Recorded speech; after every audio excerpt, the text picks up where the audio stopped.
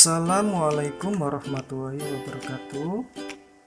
Untuk materi pendidikan agama Islam dan budi pekerti, yaitu pelajaran 3, yakni meyakini Allah Maha Esa dan Maha Pemberi. Tuhanku adalah Allah yang Maha Esa. Allah hanya satu dan tidak ada Tuhan selain Allah. Allah juga Maha Pemberi. Allah memberikan karunia kepada semua makhluk yang Dia kehendaki.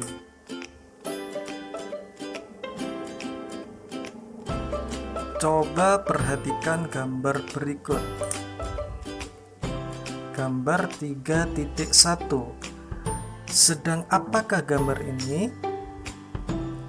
Gambar ini menunjukkan bahwa ada anak yang sedang berdoa. Jika kita membutuhkan sesuatu, maka mintalah kepada Allah. Dengan cara apa? Yaitu dengan cara berdoa. Ya, karena Allah itu Maha Pemberi. Jadi, jangan ragu-ragu ketika membutuhkan sesuatu, mintalah kepada Allah. Ya. Terus selanjutnya, coba perhatikan gambar ini, gambar 3.2. Gambar berikut ini menunjukkan bahwa ada anak yang sedang memberi makanan kepada nenek. Kita itu harus bisa mencontoh atau meneladani sifat Allah, yaitu sifat Maha Pemberi. Jika ada seseorang yang lebih membutuhkan, maka kita itu harus menolongnya. Seperti yang dicontohkan di gambar ini. Misalkan ada teman kita sedang membutuhkan bantuan.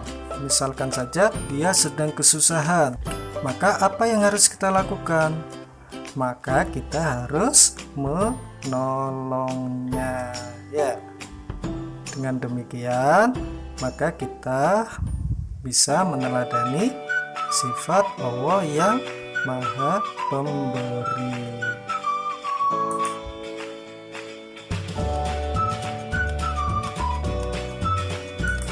Selanjutnya, Allah Maha Esa. Apa sih Esa itu? Allah Maha Esa artinya Allah SWT adalah satu. Jadi Allah itu hanya ada satu. Dan tidak ada Tuhan selain Allah. Hanya Allah SWT yang wajib kita sembah. Allah SWT tidak beranak dan tidak pula diperanakan. Ya, jadi Allah itu tidak mempunyai anak dan tidak mempunyai ibu dan bapak. Jadi Allah itu berdiri sendiri. Tidak ada sesuatu pun yang bisa menyamainya. Ya, jadi semua makhluk itu tidak ada yang bisa menyamainya. Karena makhluk semua yang ada di alam semesta ini, entah itu bumi, entah itu manusia, jin, setan, matahari, itu semua ciptaan Allah. Allah SWT berbeda dengan makhluk. Makhluk itu artinya ciptaan Allah. Segala ibadah yang kita lakukan hanya untuk Allah SWT.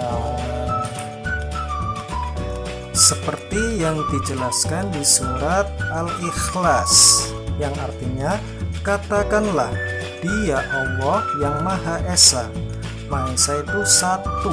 Ya, ini sudah dijelaskan di surat Al-Ikhlas. Allah adalah Tuhan yang bergantung kepadanya segala sesuatu. Dia tidak beranak dan tidak pula diperanakan. Ya, ini sudah dijelaskan di surat Al-Ikhlas bahwa Allah itu tidak mempunyai anak dan tidak mempunyai orang tua. Allah itu berdiri sendiri dan tidak ada seorang pun yang setara dengan Dia. Ya, jadi Tidak ada seorang pun yang sama dengan Allah. Semua makhluk tidak ada yang sama dengan Allah, ya. Maka dengan demikian yang harus kita lakukan untuk meyakini bahwa Allah Maha Esa yaitu satu, harus beribadah hanya kepada Allah Subhanahu wa Ta'ala. Jadi yang kita sembah itu hanya Allah, tidak boleh yang lain. Beribadah itu harus kepada Allah.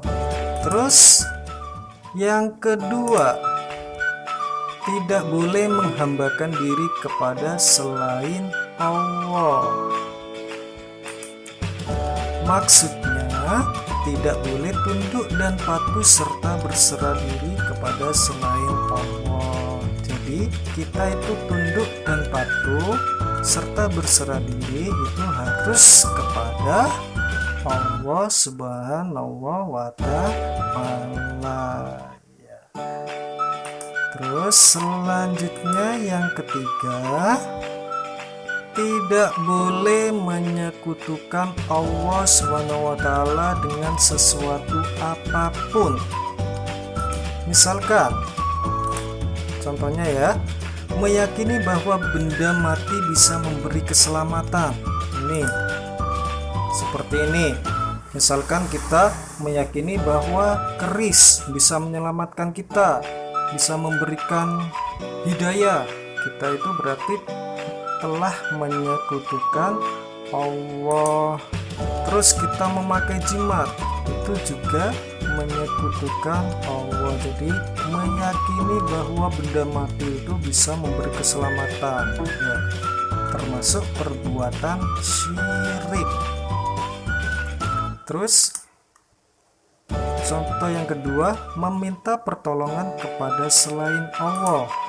Misalkan kita meminta kepada orang yang sudah meninggal, kepada wali, kepada kiai, itu sama saja. Ya, orang yang sudah mati itu tidak akan bisa kembali lagi ke dunia. Dia sudah alamnya berbeda, ya. Jadi kita itu harus meminta pertolongan langsung kepada Allah. Agar apa? Agar kita itu tidak termasuk golongan orang-orang yang syirik atau musyrik, ya. Jadi mintalah langsung kepada Allah dengan cara apa? Berdoa. Ya.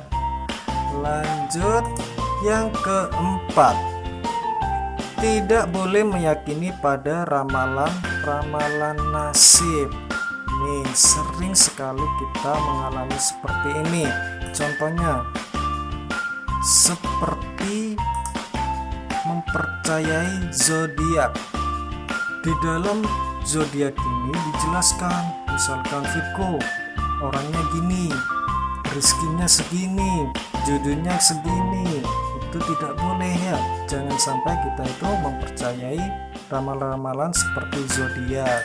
Terus ada lagi mempercayai hitungan-hitungan kuno. Ya, misalkan kita mau mengadakan hajatan, misalkan khitan, nikah, itu melihat tanggal-tanggal yang bagus. Itu berarti kita itu termasuk orang yang mempercayai ramalan-ramalan, ya, karena semua hari itu bagus. Kalau pas harinya jelek, ngapain Allah menciptakannya? Jadi semua ciptaan Allah, entah itu hari Minggu, Senin, Selasa, Rabu, Kamis, Jumat, dan Sabtu, itu semuanya baik, terutama hari Jumat. Kenapa? Asalkan bagi laki-laki yang mau pergi ke masjid untuk melaksanakan sholat Jumat, ya. Terus ada lagi contohnya mempercayai ramalan nasib dan lain sebagainya. Misalkan ramalan jodoh, ya, misalkan ada yang namanya Vio. Dia itu nikahnya dengan Via. Itu tidak boleh kita mempercayai ramalan-ramalan. Banyak sekali sekarang ramalan-ramalan itu yang ada di dunia maya. Contohnya seperti Facebook, mengetikkan nama, terus cari, terus muncul nama judulnya. Itu berarti kita termasuk orang yang mempercayai ramalan-ramalan.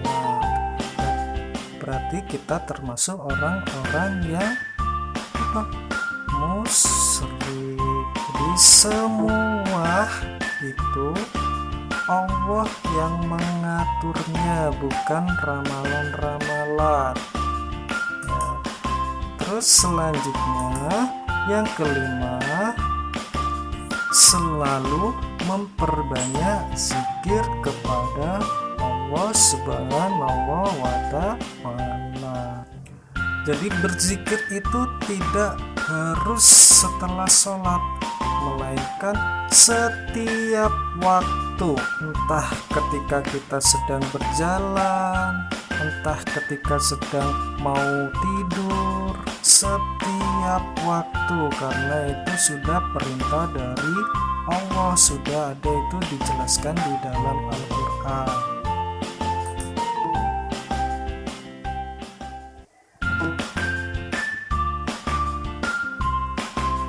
Alhamdulillah, semoga pelajaran ini bisa bermanfaat bagi kita semua.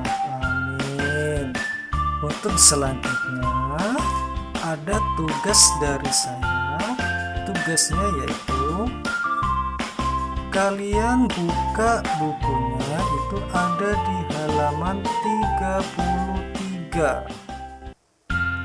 Tugasnya coba kerjakan soal ini, ditulis di buku tulis kalian. Pertanyaannya juga ditulis ya. Allah Maha Esa artinya titik-titik-titik. Setelah itu dilanjutkan dengan yang ini ya, yang nomor 2. Yang nomor 1 tidak usah, tapi yang nomor 2, apakah kamu yakin Allah Subhanahu wa Ta'ala Maha Esa? Apa bukti keyakinanmu? Jadi silakan tulis bukti keyakinanmu bahwa Allah itu Maha Esa. Tulis di buku tulis kalian. Setelah itu kalian foto dan langsung silakan kirim ke WA saya ya. Jadi tugasnya yaitu mengerjakan soal ini 1, 2, 3, dan 4. Ini ditulis di buku tulis kalian beserta pertanyaannya, lalu dijawab. Dan setelah itu yang nomor 5 itu yang ini, apakah kamu yakin Allah Subhanahu wa Ta'ala Maha Esa? Apa bukti keyakinanmu? Nah, ini ditulis apa bukti keyakinanmu bahwa Allah itu Maha Esa. Setelah itu kalian foto dan kirim ke WA saya. Sekian dari saya. Wassalamualaikum warahmatullahi wabarakatuh.